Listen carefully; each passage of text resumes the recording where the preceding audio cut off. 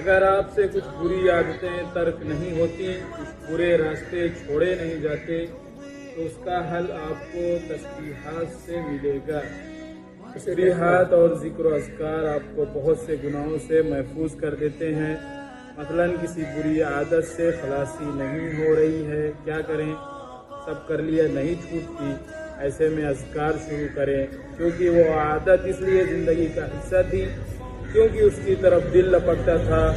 ذکر و اذکار آپ کے دل کو اس سے بے نیاز کر دیں گے، آپ کو وہ پسند نہیں رہے گا، خود ہی دل دوسری طرف مائل ہو جائے گا۔ اندھیرے بھگانے کے لیے چراغ جلانے پڑتے ہیں، تسبیحات کے چراغ جلائیں۔ اور اس وقت ہمیں یہ نصیحت کی جا رہی ہے کہ ذکر و اذکار کے چراغ جلائیں، تسبیحات کے چراغ جلائیں، یہی اصل نور ہے۔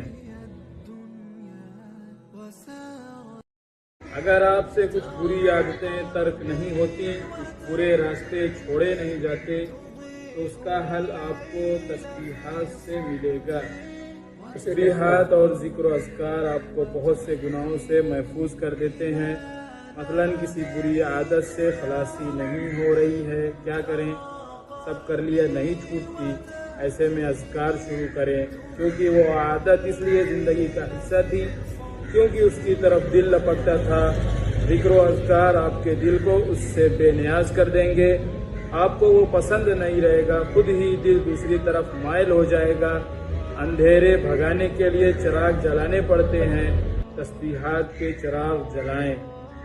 اور اس وقت ہمیں یہ نصیحت کی جا رہی ہے کہ ذکر و اذکار کے چراغ جلائیں، تسبیحات کے چراغ جلائیں، یہی اصل نور ہے۔